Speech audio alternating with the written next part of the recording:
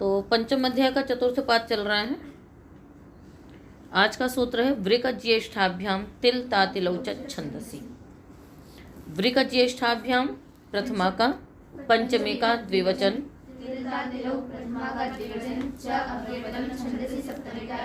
समास करेंगे। वृकश्च, अंतिम तो क्यों संदिग्ध रहते हो लिंग के प्रति? वृकश्च इति कौन सा समास? आगे तिलच तातिलच इति तिल तातिलौ, ये भी तरेतर द्वंद्व। अर्थ होगा सूत्र का, प्रशंसायाम की वृत्ति आ रही है, इसी सूत्र में जाएगी। प्रशंसा विशिष्टे अर्थे, प्रशंसा विशिष्टे अर्थे वर्तमानात् वृक ज्येष्ठ, है ना, वर्तमानाभ्याम दो है ना, तो प्रशंसा विशिष्टे अर्थे वर्तमानाभ्याम वृक ज्येष्ठ इत्येताभ्याम प्रातिपदिकाभ्याम तिल तातिलौ प्रत्ययो यथा संख्यम भवतः छंदसी विषये। कहते प्रशंसा विशिष्ट अर्थ में वर्तमान, मतलब प्रशंसित वृक, इस अर्थ में क्रम से क्या होता है, वेद विषय में तिल और तातिल प्रत्यय होंगे। वृक से तिल प्रत्यय होगा और ज्येष्ठ से तातिल होगा। तो प्रशंसितः वृकः इति वृकतिः, प्रशंसः ज्येष्ठः इति ज्येष्ठतातिः। ठीक है, सिद्धि में कुछ विशेष नहीं है ना। तो अधिक ज्येष्ठ, और वृक से यहाँ पर भेड़िया नहीं लेना आपको, वृक आदाने धातु है ना, तो उसी से वृकति थी, वृकः मतलब देने वाला, और फिर वृकति का अर्थ हो जाएगा कि अधिक लेने वाला, आदाता का अर्थ लेना होता है ना, अधिक आदाता, अधिक लेने वाला। बहुवल पार्थात छस कारका धन्यतरस्याम, बहुवल पार्थात पंचमी का एक वचन, शस प्रथमा का एक वचन, कारकात अन्यतरस्याम सप्तमी का एक वचन। बहुश्च अल्पश्च इति बहुवल्पौ, बहुवल्पौ अर्थौ यस्य स बहुवल पार्थः तस्मात् बहुवल पार्थात्। पहले द्वंद्व फिर बहुव्रीहि। अनुवृत्तियां हैं आपकी तद्धिता इत्यादि की। अर्थ होगा सूत्र का, बहुवर्थात् अल्पार्थात् कारकाभिधायिनः प्रातिपदिकात्। क्या अर्थ हुआ बोलो? बहुवर्थात् पाल्पर्थात् अल्पार्थात्, फिर से बोलिए, कारकाभिधायिनः प्रातिपदिकात् शस प्रत्यय भवति विकल्पेन। कहते हैं कारकाभिधायी मतलब वो कारक में वर्तमान होने चाहिए, ऐसे बहु अर्थ वाले और अल्प अर्थ वाले प्रातिपदिकों से शस प्रत्यय होता है। जैसे बहूनि ददाती, तो बहूनि ददाती है ना, तो बहूनि क्या हो गया? कारक हो गया, कर्म कारक है ना, बहुत सारा देता है, तो ये कारक अभिधायी हो गया। तो बहूनि ददाती इति बहुशः ददाती। ठीक है, बहुभिर ददाती इति बहुशो ददाती, बहुतों के द्वारा देता है तो भी बहुशः ददाती। भूरिशः ददाती, भूरी भी बहुवर्थक शब्द है ना, तो अधिक देता है। तो तात्पर्य हो गया कि संबंध और मतलब कारकाभिधायी होने चाहिए, संबंध और संबोधन से अलग होने चाहिए, संबंध और संबोधन से हट करके। मतलब बहुतों का देता है तो ये क्या हो जाएगा? संबंध, ये कारकाभिधायी नहीं हो गया। उसके अतिरिक्त बहुनि ददाती, बहुभी ददाती, बहुभ्यः ददाती, बहुषु ददाती, बहुतों में देता है तो भी हो जाएगा बहुशः ददाती। बहुभ्यः ददाती, बहुतों के लिए देता है तो भी हो जाएगा बहुशः ददाती। किंतु बहुतों का देता है तो ये क्या हो गया? संबंध हो गया, ये कारक नहीं है, तो यहाँ पर नहीं होगा। तो बहुशः, भूरी शब्द भी आपका बहुवर्तक है, वहाँ हो जाएगा। ऐसे अल्पशो ददाती बन जाएगा। और अल्प का पर्यायवाची और बोलो कोई? स्तोक है ना, अल्प का अर्थ एक और कौन सा है? स्तोक, तो स्तोकशः ददाती हो जाएगा। तो सिद्धि में कुछ विशेष नहीं है। तो सभी कारकों में आप उदाहरण बना सकते हो, है ना। बहुभी ददाती, बहुभ्य ददाती, बहुतों से देता है तो भी बहुभ्य ददाती। ठीक है, और बहुनाम ददाती नहीं बनेगा, क्योंकि षष्ठी अंत जो है वो कारक नहीं होता है। फिर बहुषु ददाती यहाँ पर भी बन जाएगा। संख्यैक वचनाच्च वीप्सायाम, संख्यैक वचनात् पंचमे का एक वचन, च अव्ययपदम, वीप्सायाम उच्यते इति वचनम, जो कहा जाए वो क्या है? वचन। एकस्य वचनम एक वचनम, एक का वचन एक वचन हो गया। संख्या च एक वचनम च इति संख्यैक वचनम, तस्मात् संख्यैक वचनात्। संख्यावाचिभ्यः प्रातिपदिकेभ्यः एक वचनाच्च प्रातिपदिकात् विप्सायां गम्यमानायां विकल्पे न शस् प्रत्ययः परश्च भवति। क्या अर्थ हुआ? एक बार बोलिए आप लोग। हाँ, संख्या सीधा सीधा अर्थ है, उसमें परेशान क्यों हो रहे हो? संख्या वाचिनः, हाँ नहीं, एक वचनाच्च प्रातिपदिकात्,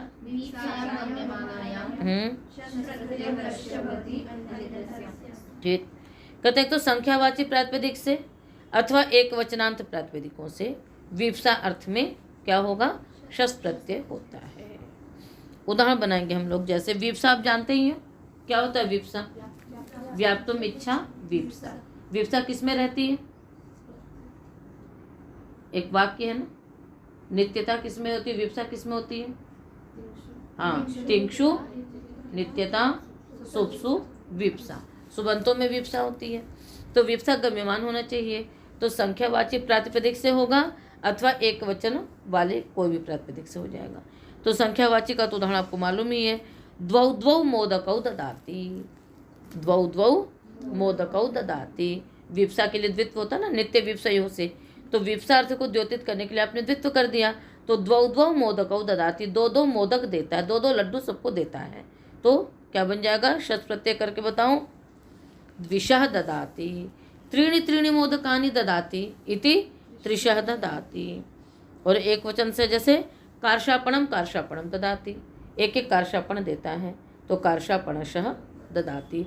अब कार्षापण शब्द क्योंकि संख्यावाची नहीं है किंतु एक वचन वाला है, इसलिए हो जाएगा। माशशः ददाति, पादशः ददाति। अच्छा, आप लोगों ने नचा स्त्रियामय को देखा था, क्या था उदाहरण? व्यावक्रोशी, किससे हुआ था प्रत्यय? कर्म वितिहारे नच स्त्रियाम। और अणिनुणः में क्या उदाहरण था? सांकूटिनम सान राविणम। सिद्धियां देख रही थी उसकी, ठीक है। चलिए, सिद्धि हो गई समझ में। संख्यैक वचनाच्च विप्सायाम। आगे, प्रतियोगे पंचम्यास्तसिः, प्रतियोगे पंचम्याः, पंचमी का एक वचन, तसिः प्रथमा का एक वचन। प्रतिना योग इति प्रतियोग, प्रति के साथ योग अर्थात संबंध।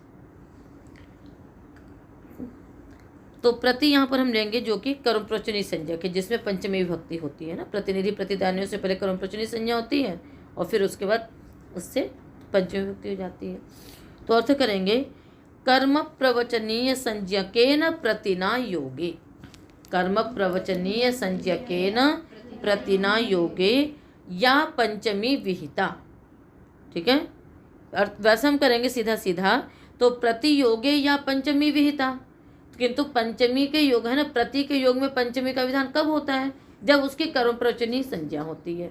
तो कर्म प्रवचनीय संज्ञकेन प्रतिना योगे या पंचमी विहिता तदंतात् तसिः प्रत्ययः भवति अन्यतरस्याम्। अर्थ बोलिए एक बार इसका आप लोग स्पष्ट रूप में। कर्म प्रवचनीय संज्ञकेन हाँ प्रतिना योगे हाँ या पंचमी विहिता तदंतात् प्रातिपदिकात् तस्य प्रत्ययः परश्च भवति। कहते हैं कर्म प्रवचनी संज्ञक प्रति के योग में। तो पहले आपने प्रतिनिधि प्रतिदानयों से आपने प्रति की कर्म प्रवचनी संज्ञा की, प्रतिनिधि और प्रतिदान अर्थ में। फिर उसके बाद प्रतिनिधि प्रतिदाने च यस्मात्, उससे आपने क्या कर लिया? पंचमी विभक्ति कर ली। ठीक है, जब उससे पंचमी विभक्ति, तो कर्म प्रवचनी संज्ञक प्रति के योग में जो पंचमी विभक्ति हुई है, अब उसके योग में जो पंचमी विभक्ति होगी तदंत से क्या हो जाएगा? तस्य प्रत्यय हो जाएगा। ठीक है, उदाहरण बनाएंगे हम लोग। अभिमन्यु अर्जुनतः प्रति,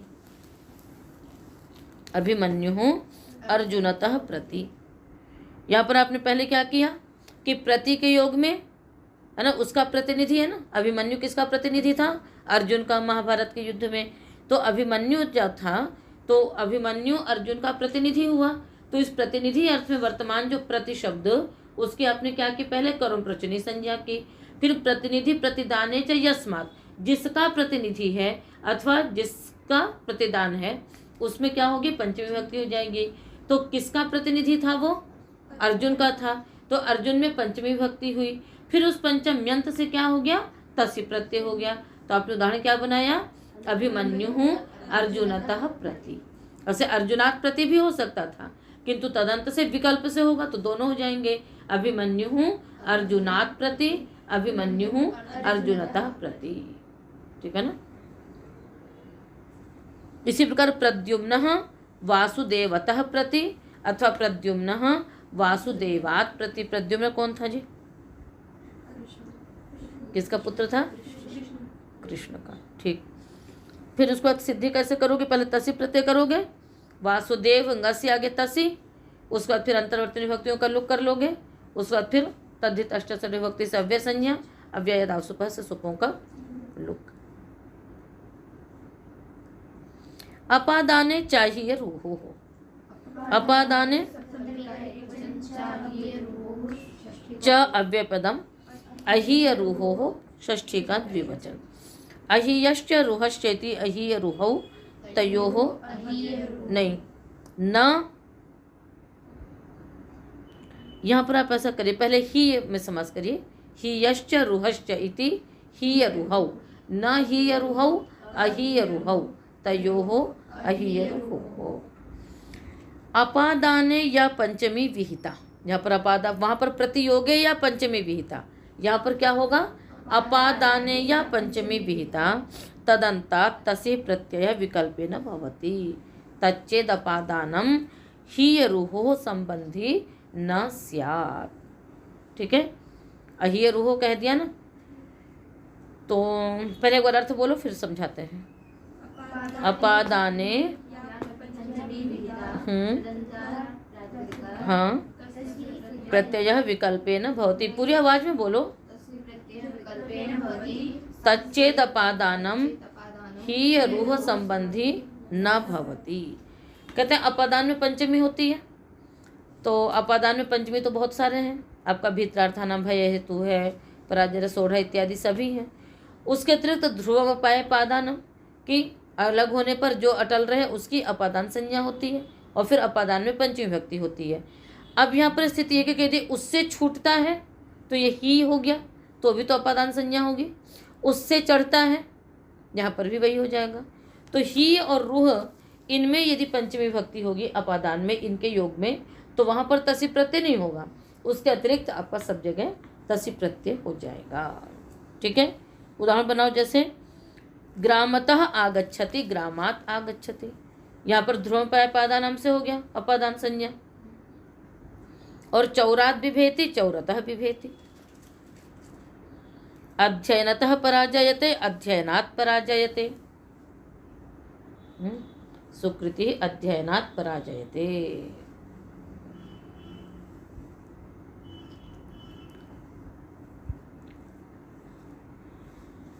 तो यहाँ पर पराजय रसोढ़ा से हो गया अपादान संज्ञा, और अपादान पंचमी से पंचमी विभक्ति हुई। तो अपादान में जो पंचमी, उसमें भी तदंत से भी तसी प्रत्यय होगा, बस ही और रूह संबंधी न हो। ठीक है, अब कुतः आगच्छति, तो ये सब जो आपके तसी प्रत्यय रहे हैं, यहाँ पर आप क्या कहते हैं, वयम प्रयागतः आगच्छामः, वाराणसीतः आगच्छति, तो ये सब जो आपके तसी प्रत्यय होते हैं, ये पंचम्यास तहसील वाला नहीं है। ये कहाँ से हो रहा है? ये अपादाने चाहिए रूह से होता है। ठीक है, आगे चलें। अतिग्रह व्यथन क्षेपेश्व कर्तरी तृतीयायाः, ये तसी की नृत्य आपके 49 तक जाएगी। अर्थ करेंगे सूत्र, पहले पदच्छेद करो। अतिग्रह व्यथन क्षेपेशु सप्तमी का बहुवचन, अकर्तरी सप्तमी का एक वचन, तृतीयायाः पंचमी का एक वचन। अतिग्रहश्च अव्यथनञ्च क्षेपश्च इति क्षेपाः तेषु क्षेपेषु। न कर्ता अकर्ता तस्मिन् अकर्तरि। चलिए, अतिग्रह अव्यथन क्षेप इत्येतेषु विषयेषु या तृतीया, तृतीयांत से करना है तो अतिग्रह अव्यथन क्षेप इत्येतेषु विषयेषु या तृतीया तदन्तात् विकल्पेन तसिः प्रत्ययः परश्च भवति। अतिग्रह अव्यथन क्षेप, इन अर्थों में जो तृतीय विभक्ति होगी तदंत से भी क्या हो जाएगा, कर्ता कारक में तसि प्रत्यय होगा।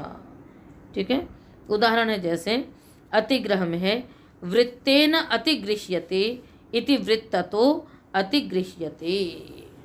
ठीक है,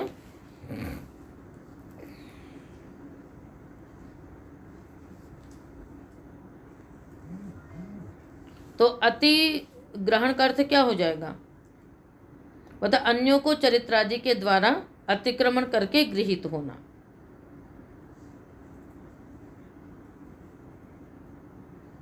तो उत्तम आचरण है ना, उत्तम आचरण से मतलब अच्छे चरित्र के द्वारा मतलब अन्यों से आगे बढ़ गए, तो चरित्रतः अतिगृह्यते। उदाहरण इसका बनेगा वृत्ततः अतिगृह्यते, चरित्रतः अतिगृह्यते।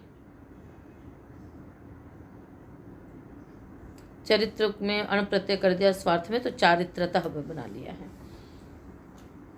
तो मतलब श्रेष्ठ आचरण के द्वारा अन्यों से ऊपर बढ़ गया, अन्यों का अतिक्रमण कर गया, तो वृत्ततः अतिगृह्यते, चारित्रतः अतिगृह्यते। इसी प्रकार वृत्तेन न व्यथते चारित्रेण न व्यथते इति वृत्ततो न व्यथते। तो वृत्त का अर्थ हो गया श्रेष्ठ आचार, भाई जो भी भाई चरित्र है, वृत्त है, ये सब क्या होते हैं, श्रेष्ठ आचार होते हैं। उनको पालन करना कठिन तो होता है, किंतु अपने चरित्र की रक्षा के लिए, अपने उत्तम आचरण की रक्षा के लिए, क्योंकि हमारी वो पवित्रता, वो शुद्धता, श्रेष्ठता ये सब बनी रहे, इसके लिए व्यक्ति है ना तपस्या भी करता है। तो पर उसमें व्यक्ति को दुख भी होता है, कई बार कष्ट भी होता है, किंतु नहीं, उत्तम आचरणों में भी जो कष्ट का अनुभव न करे उसको कहेंगे वृत्ततः न व्यथते चारित्रतः न व्यथते। अव्यथन अर्थ हो गया, और क्षेप में हो गया वृत्ततो क्षिप्तः चारित्रतो क्षिप्तः, मतलब चरित्र से जो निंदित हो गया। अर्थ समझ में आ गया आपको। तो अतिग्रह अव्यथन और क्षेप, तो इन सब में तृतीया थी, है कि मतलब उससे इस रूप में थी यहाँ पर, तो उसमें आपने तसी प्रत्यय कर दिया। हीयमान पाप योगाच्च, पंचमी का एकवचन च अव्यपदम। हाँ चलिए,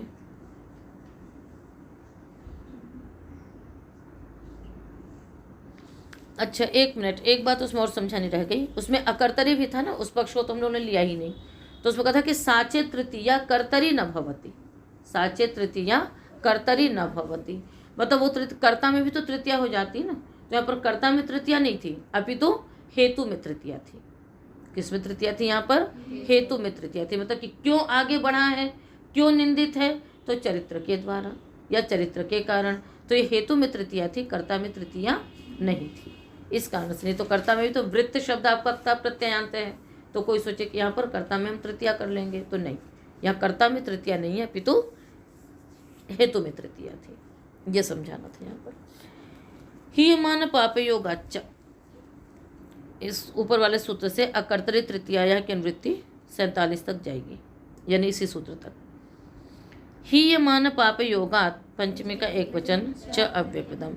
हीयमानश्च पापंच इति हीयमान पापे, हीयमान पापाभ्याम योगः इति हीयमान पाप योगः तस्मात् पाप योगात्। चलो, हीयमानेन योगः पापेन च योगः यस्य, हीयमानेन यस्य योगः पापेन च यस्य योगः तद्वाचिनः शब्दात् परा या तृतीया, तदन्तात् न भविष्यति, अपितु तद्वाचिनः शब्दात् परा या तृतीया तदन्तात् तसिः प्रत्ययः परश्च भवति, साचे तृतीया कर्तरी न भवति। फिर से अर्थ बोलेंगे, हीयमानेन योगः यस्य पापेन च योगः यस्य तद्वाचिनः शब्दात् परा या तृतीया तद है न तदंतात् तस्य प्रत्यय विकल्पेन भवति सा च तृतीया कर्तरी न स्यात्। वृत्तेन हीयते इति वृत्ततो हीयते। तो यहाँ पर ये हीयमान के साथ योग है किसका? वृत्त का। और उससे परे जो तृतीया तदंत से तस्य प्रत्यय हो गया। तो वृत्ततो हीयते चारित्रतो हीयते। पाप योग का हो गया वृत्तेन पाप। तो वृत्त का हीयते के साथ योग है ना, तो हीयमान के साथ योग है जिसका, तो हीयते के साथ किसका योग है? वृत्त का। और उससे परे तृतीया है वृत्त आगे टा, तदंत से आपने तस्य प्रत्यय कर दिया तो क्या बन गया? वृत्ततो हीयते।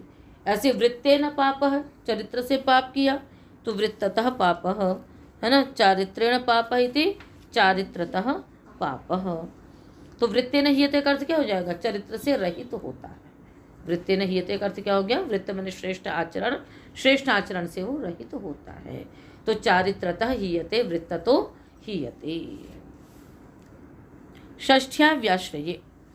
षष्ठ्या पंचमी का एक वचन, व्याश्रये सप्तमी का एक वचन। नाना पक्ष समाश्रयः व्याश्रयः। नाना पक्ष समाश्रयः व्याश्रयः।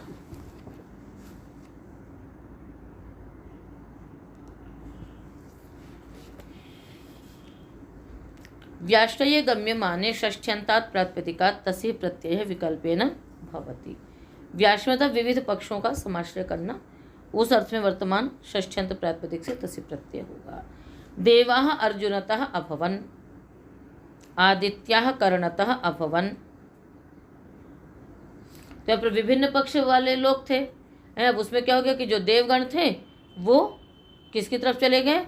अर्जुन की ओर चले गए, क्योंकि वही देव हैं, श्रेष्ठ जन हैं। तो बहुत सारे थे वो विभिन्न पक्ष वाले थे, वो उन्होंने किसी एक का आश्रय कर लिया।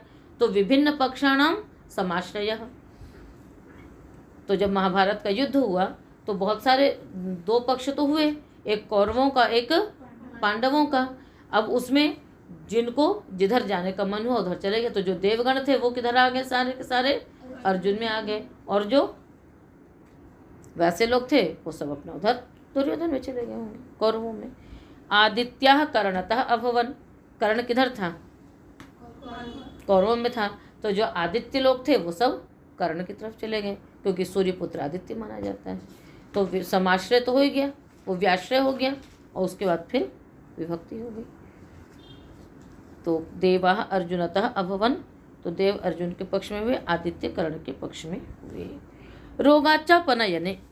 रोगात् पंचमी का एक वचन, च अव्ययपदम, अपनयने सप्तमी का एक वचन। षष्ठ्या की वृत्ति आ रही है। रोगवाचिनः शब्दात् परा या षष्ठी। क्या अर्थ क्या सूत्र का?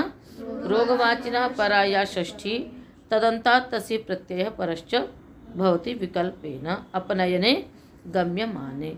रोगवाची शब्द से पहले जो षष्ठी तदंत से तस्य प्रत्यय होगा अपनयन। अपनयन मतलब हटाना, उस रोग को दूर करना।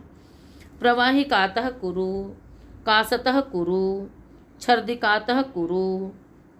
दस्त की संस्कृत क्या होती है? प्रवाहिका। प्रवाहिका माने दस्त। तो प्रवाहिकातः कुरु का अर्थ क्या हो जाएगा? प्रवाहिकायाः चिकित्साम कुरु। दस्त की चिकित्सा करो, अपनयन, उसको हटाओ।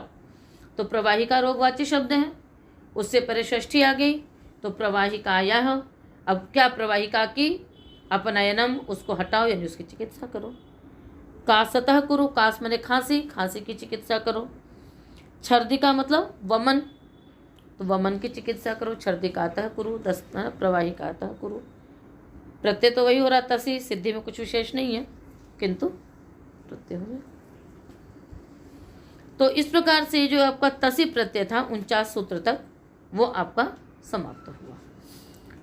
अब अगला जो प्रकरण है वो च्वी प्रत्यय का प्रकरण है, उसको हम अगले पाठ में करेंगे।